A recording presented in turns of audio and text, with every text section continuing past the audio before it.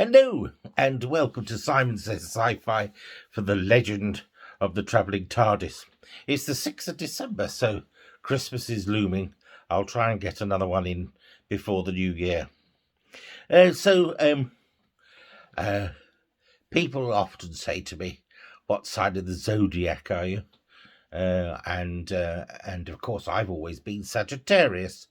And I've just thought to myself, having read through all the things that tell you what a Sagittarian is, I sort of fit it quite easily.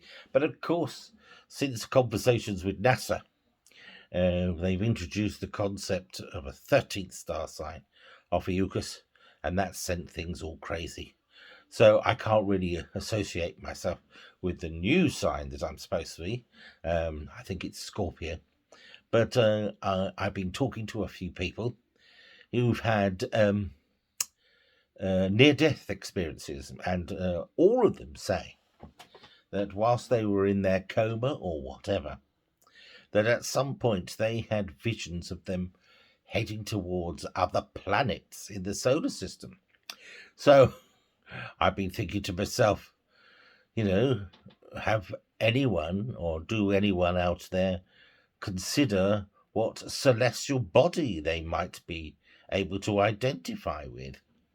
And then I look at Mercury, very curious planet, extraordinarily hot, of course, but recent images of it, it looks as if its crust is crumbling and caving in, and is beginning to look more like a discarded, deflated football or soccer ball. Is that for me? Not sure.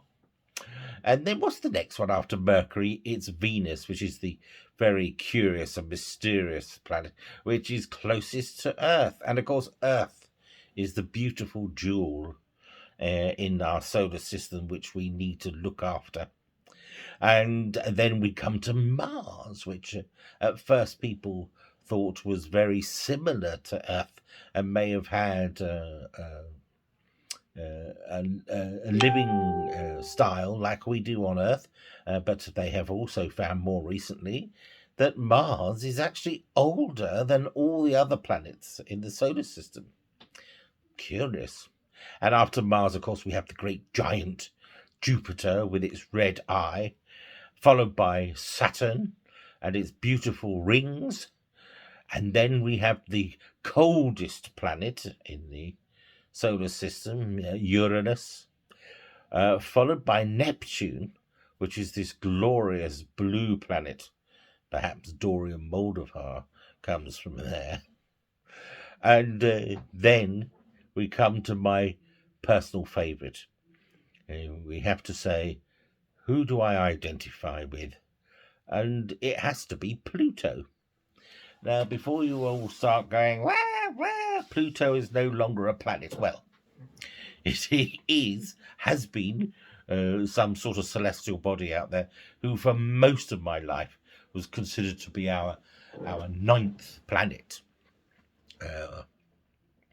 And I identify with it because it is something that was considered one thing, and then somebody else has come along and tried to diminish it. And that's what happens to me, or has done in the past, not so much now. People have tried to belittle me. They try to make jokes, and I try and throw them back. Some people quite recently have said to me, "You've always got lots of people around you."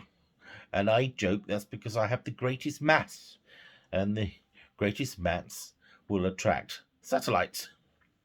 But also, you look at Pluto, you would imagine with it being the most furthest away from the sun, that it would be the coldest planet. But it's not. For some reason, Uranus is the coldest planet. But we find with recent orbits from exploring machines that we've sent out there, that Pluto is far from being a simple cold planet. There is evidence of heat, and there's evidence that because of its elliptic orbit, throughout its history, it becomes much, much warmer before it becomes much, much colder. So it's a curious little planet that has hidden depths, and that's why I identify with it. Now, I wonder who you identify with.